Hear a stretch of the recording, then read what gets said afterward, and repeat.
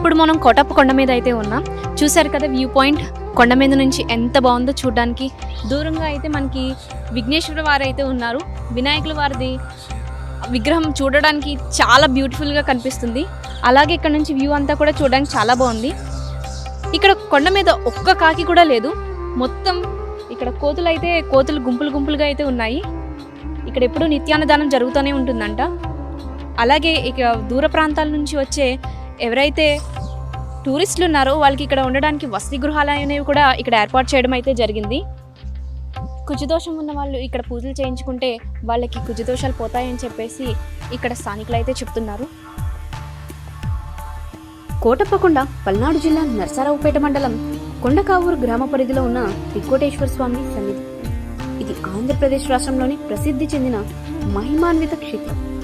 ఇక్కడ స్వర్గలోక అధినేత ఇంద్రదేవుడు, వైకుంఠ అధినేత విష్ణువు, కైలాసాధినేత అయిన మహాశివుడు త్రికోటేశ్వర స్వామి రూపంలో కొలువై ఉన్న దివ్య సన్నిధి ఈ కొండ. ఎల్లమంద కోటయ్యగా భక్తులకు ప్రీతిపాత్రుడైన శివుడు కోటప్పకొండలో కొలువై భక్తుల కొంగు బంగారంగా వెదజిల్లుతున్నాడు. ప్రతి ఏటా కార్తీక మాసంలో కోటప్పకొండ తిరునాళ్లు, కార్తీక వన సమారాధనలు కూడా జరుగుతాయి. ఈ తిరునాళ్లలో చుట్టుపక్కల ఊర్ల నుండి ప్రభలతో భక్తులు దేవాలయాన్ని దర్శిస్తారు. ఈ కొండను ఏ కోణం నుండి చూసినా 3 శిఖరాలు కనబడతాయి కనుక త్రికుటాచలమని పేరు వచ్చింది. అందువలన ఇక్కడ స్వామి త్రికుటాచలేశ్వరుడయ్యాడు. ఈ 3 శిఖరాలు బ్రహ్మ, విష్ణు, శివ ఈ 3 రూపాలను రుద్ర రూపాలుగా భావిస్తారు.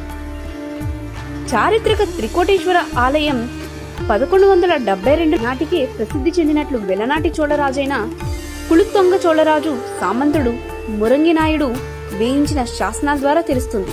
ఈ ప్రదేశాన్ని పాలించిన పలువురి రాజులలో ఒకరైన శ్రీకృష్ణ దేవరాయలు దేవాలయ నిర్వహణ నిమిత్తం పెద్ద ఎత్తున భూములను దానంగా ఇచ్చాడు. నరసరావుపేట, చిలుకలూరిపేట, అమరావతి జమీందారులు ఇతరులు దేవాలయాభివృద్ధికి అనేక విధాలుగా దానాలు చేశారు. కోటప్పకొండ ఎత్తు 1587 అడుగులు. త్రికుటేశ్వర స్వామి ఆలయం 600 అడుగుల ఎత్తులో ఉంది. ఈ ఆలయాన్ని భక్తులు కొండపైకి ఎక్కడానికి 703 మెట్లతో మెట్ల మార్గాన్ని 1761లో నరసరావుపేట జమీందారు శ్రీ రాజా మల్రాజు నరసింహరాయని నిర్మించాడు.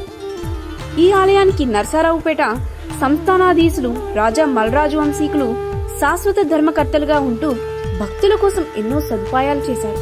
త్రికుటేశ్వరుని దేవస్థానంలో స్వామికి సమర్పించే అరిసె ప్రసాదం కూడా విశేషమైనది.